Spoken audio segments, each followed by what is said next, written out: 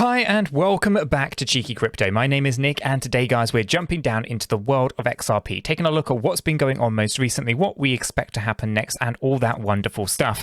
As we get into this video, if you find it useful and informative, hit the like button, I do appreciate that. If you happen to be new to the channel, then why not go ahead and subscribe, tap the bell, select all notifications, and in doing so you will be kept up to date with everything that we do here at Cheeky Crypto. If you haven't yet joined us down in Discord, the link is in the description below. It's a fantastic community talking crypto 24/7. It's completely free and I don't think you'll be disappointed by what you find down there. So why not go ahead and check that out today? And of course, in the description below, you'll find a whole host of additional links, everything from the 𝗕𝗬𝗫 partnership that we've just had, all the way through to Patreon, Ledger, and so forth. All of those in the description below. Let's get a start on this though. XRP paired up with USDT on the hourly chart. Binance is our data source.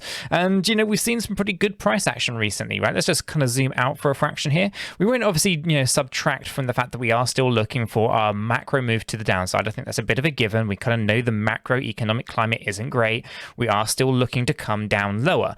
That being said, we can enjoy these little moments of green when they come up, right? They crop up occasionally and it's fantastic and we can take advantage of them. Now, one of the big glaring things that we speak about quite often in the sense of the entire structure of this that you see in front of you is that we are not seeing that kind of typical wave 5 that you would normally expect to see. This is not a 5-3-5-3-5 structure. Okay, now that might sound alien to you. That might be familiar with what your understanding of Elliott wave theory is. If that doesn't sound, like anything it means a lot to you, join us down in Discord. Go to our general channel, type PDF, and there's be 181 page that our 𝗕𝗪𝗀𝗀𝗪 will deliver to you that basically explains Elliott wave theory. So it's well worth reading, even if you don't know how to implement it, even if you don't want to chart it. Good to understand the kind of terminology that I'm using here, because these are really important things when it comes to mapping out the psychology of the people who are buying and selling XRP in the space, which is thus Elliott wave theory.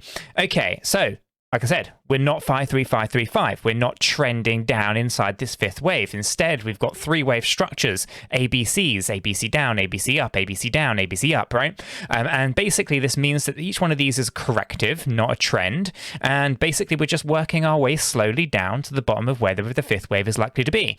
Now, I have this projected between 23.04 and 26.42.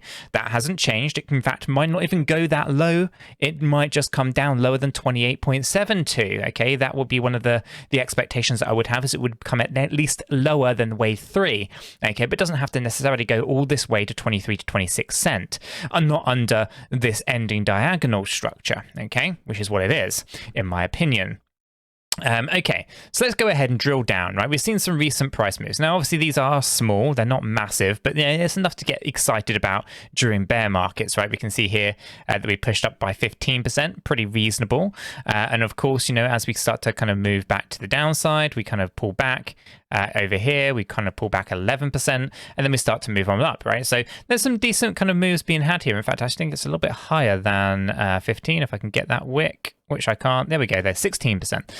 Okay, let's go ahead and just drill down into this, right? Because it is interesting if you're into Elliott wave theory and all that. And we'll talk about some other stuff as well. We'll talk about that in a moment. One of the key things, I guess, to start with before we talk about Elliott wave theory is what we're facing right now, just up here, right? This little area is our resistance lines. Okay, and I'm going to just expand this up because we do have resistance right up here as well, and just on top of this wick just here. Okay, so I'm just going to adjust this down so that it is in line with 37.12. Just here. Okay, so this little area is going to be the resistance line for us. It comes all the way back over here, for example. You can see that we battled our way, trying to push our way through it and just failing. Okay, so we know this is, if I pull it all the way over here, area of buying was support and basically was support down the lower end, right? So we're up against this kind of resistance line. I'm going to leave it over here so we can kind of see what's going on there. Okay, for reference, I've just drawn this on here between the closed bodies, but we'll just go ahead and expand this up here for a second. And I'll do is I'll grab hold of this. I'm just going to adjust this bottom line just so that we can see, these kind of wicks of these kind of high points just here. In fact, I might actually take it to about here. That seems okay. Okay, so this basically is 35.98 to 37.12. Okay, so a pretty reasonable area. Okay, so we can see that this is where we're fighting right now. Now, from an Elliott wave theory point of view, we can see a good run to the upside here. We found this area of kind of consolidation, and then we broke back down. Now, from an Elliott wave theory point of view, unlike kind of your standard kind of pattern trading, we would see this as an A wave, we'd see this as our B wave, and we'd come up here into a C wave, right? But it looks like we have to come past this area of resistance. Essentially, as long as we go past or up to at least this area of 36.22, the minimum requirement of the C wave would be there. Okay, and of course, you know, we can push up, maybe get a double top around the 37.12 cent range, right? Or maybe a little bit higher. Now, when it comes to these kind of structures, these kind of three-way structures, we normally expect them to be a 1-to-1 ratio. That's the typical, it's not a hard and fast rule, but you can see here that this would be a typical kind of move. It would put us about 37.34. However, we know that there's also resistance line here at 37.12, so we'll expect that we probably won't cross that threshold, okay? Now, we can also see that the previous A wave high comes here to the 786, okay? So we can know that maybe our double kind of top's going to be had here, and we might break down from that point. Okay, so there's a couple of things to kind of think about, two levels here of high risk, okay, where the market might decide to reverse on us, specifically as we start to enter into those higher Fibonacci numbers. The sentiment in the space will be that people will feel that they've made good profit, they want to exit, they want to lock those gains in, and that kind of feeling of, okay, we should probably sell now, right? That kind of seeps in a little bit around this kind of area, not only of resistance, but key Fibonacci numbers such as the 786. And of course, you know, as we kind of think about double tops and things like that, these are also things to concern ourselves with. So what I'll do is I'll just remove that. We know that we're kind of in line with kind of thinking our C wave is going to potentially move up a fraction higher than where we are currently at the point of recording this video. Let's take a look at the momentum behind the price action then. Okay, so we've seen a pretty good run from this oversold area to this overbought area, and we actually corrected down really well just in here. Okay, so we can't ignore the fact that the sentiment was actually really positive right inside here as we went down and lowered in this little kind of correction here. In doing so, we went from overbought to oversold on our stochastic RSI, okay, that little correction. And now we're starting to come back up again, right? From oversold, we're looking to come up to the overbought area.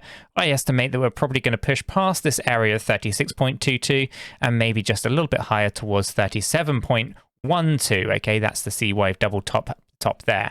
Okay, that would be my kind of assumption with our hourly chart. Now, of course, as we come up into our 4-hourly, we can see that this is pretty much an indication that we're coming to the top of a three-wave corrective structure. And this is because we're overbought and we need to come back down to the oversold area. So this will be the kind of anywhere really in this resistance line is going to be the key area for thinking about a move to the downside, in my opinion. Short term up, long term down. Okay, that will be my kind of thought pattern. Now on our 8-hour, you get a very similar story. We can continue to move this up just a fraction more, but at some point we're going to have to come back down and we're going to have to revisit this oversold area on our 8-hour chart. On our daily chart, very similar story. We actually bounced up a little bit recently, but we can continue down. We're on a journey to the downside overall, although we're just bouncing around a fair bit. And of course, our weekly is overbought. So we are looking for a pretty big drop at some point and to kind of correct our weekly. Okay, so we know that the momentum isn't really supporting big bullish movements to the upside. Okay, that isn't really now. That comes at a little bit of a later stage. So whether that's closure of the SEC versus Ripple, that could be a catalyst for that. But right now, we aren't really in the right kind of place to think about, you know, huge amounts of money just surging in and taking, you know, XRP to a moon, whether that's the Earth's moon or one of the, you know, Jupiter's moons, who knows, right? Essentially, we aren't really there yet, at least not from a technical analysis standpoint. Now, you might think technical analysis is just nothing but bullshit, and that's fine. You can totally believe that. That's entirely up to you. What I'm telling you is the sentiment of the people who are buying and selling, how they are actively buying and selling. Okay, so more traders or more people who are getting scared out of the market. Essentially, that's what we're looking at, right? That's kind of what we're kind of reviewing within this data. So you can like it, you don't have to like it. It's entirely up to you. You can be all about the fundamentals, and that's perfectly fine. They're a critical part, essentially, of any kind of project, anything like that, right? But what I'm specifically talking about here is why we see these fluctuations in the market, right? We are talking about Fibonacci levels. We're talking about specific wave structures, and essentially why people are going to necessarily kind of overreact react to certain things. Okay, so as this starts to kind of reverse on people who thought that, things were finally going up in a upward direction, they're going to panic sell, and that compounds the issue and it goes down harder and harder and harder. Okay, so just be a little bit cautious with it. But essentially, there is a good logical rhythm and rhyme behind what I'm saying. What I'm not telling you is that we've got an Adam and Eve pattern, we've got a cup and handle pattern, we've got a head and shoulder pattern. Oh wait, no, that's actually an inverse head and shoulder. No, that's an inverse cup and handle. That's an Adam and Eve, but not quite an Adam and Eve. And so I'm not talking about pattern bullshit. I'm talking about the sentiments of how people are actually interacting in the space. It's a little bit complicated. So as I said, join us down in Discord, read the 181-page PDF document, and understand why certain structures, certain wave structures, are very important with very specific Fibonacci numbers. Okay, so yeah, I'm going to leave it there. We kind of see a little bit of a push to the upside. We can then see a bit of a move to the downside. Okay, we're not talking massive crashes now, really. We are talking about finessing the last little bit here on this structure to the downside, right? We are talking about 23 to 26 cent. It's a reasonable drop, I guess, from our current price. We're talking 26 to about 36%, possibly. So, it'd be interesting to kind of see how it plays out. But we are getting to, close to the bottom for XRP, in my opinion. But time will tell just exactly what the future holds here for XRP, guys. I'm going to leave it there. If you found it useful and informative, hit the like button. I do appreciate that. If you happen to be new to the channel, why not go ahead and subscribe, tap the bell, select all notifications, and in doing so, you will be kept up to date with absolutely everything that we do here at Cheeky Crypto. With all that said, done and out of the way, hope everyone has a fantastic day, and I'll catch you all in the next one.